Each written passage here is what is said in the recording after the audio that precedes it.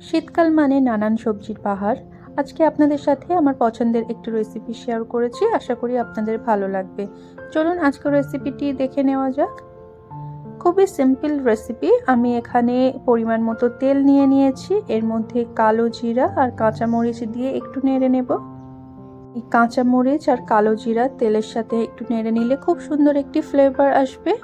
এর মধ্যে দিয়ে নিয়েছি 2টি বড় পেঁয়াজ কুচি, এর মধ্যে দিয়ে নেব স্বাদ মতো লবণ, হলুদ গুঁড়া আর জিরা গুঁড়া। এখানে দিয়ে নেব 1/4 চা চামচ আদা বাটা ও 1/4 চা চামচ রসুন বাটা। মশলাটিকে 1 থেকে 1.5 মিনিট কষিয়ে নিতে হবে যেন মশলার কাঁচা গন্ধটি চলে যায়। এখন এর মধ্যে দিয়ে নেব বাঁধাকপি। বাঁধাকপিগুলি আমি একটু পাতলা করে কুচিয়ে নিয়েছি। আর এখানে দিয়ে নেব গাজর। গাজরগুলিও এমন পাতলা করে কুচিয়ে নিয়েছি। এখানে আমি যে পরিমাণ বাঁধাকপি নেব সেই পরিমাণ গাজর নিয়ে নেব। এখন খুব ভালো করে তেলের সাথে মশলার সাথে এগুলিকে মিশিয়ে নিতে হবে। এই সবজিটি রান্না করতে আমি কোনো পানি দেব না। দেখুন এই সবজি থেকে কতটা পরিমাণ পানি বার হয়েছে। আমি এই সবজিটিকে এইভাবেই রান্না করব, আর এই সময় চুলার আঁচটি মিডিয়ামে রেখে দেব। কিছুক্ষণ পর পরে সবজিগুলি নেড়ে নিতে হবে। নিচের সবজিগুলি উপরে দিয়ে নেব আর উপরে সবজিগুলি নিচে দিয়ে নেব। যখন সবজির পানিটি শুকিয়ে আসবে এখানে দিয়ে নেব স্বাদ মতো চিনি, আর এর মধ্যে দিয়ে নেব কয়েকটি কাঁচামরিচ। আবারও খুব ভালো করে নেড়ে নিতে হবে। দেখুন পানিটি কিন্তু প্রায় শুকিয়ে এসছে।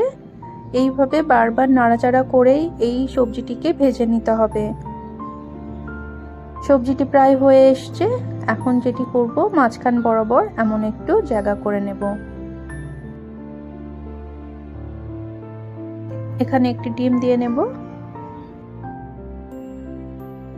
এখন যেটি করতে হবে, এই যে আমি যেভাবে করছি সাদা অংশটি আলাদা করব আর হলুদ অংশটি আলাদা করব।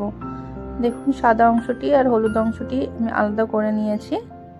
ডিমের সাদা আর হলুদ অংশটি একটু আলাদা করে নিলে কি হবে, সবজির মধ্যে সুন্দর একটু হলুদ একটু সাদা থাকবে, দেখতে খুবই সুন্দর লাগবে।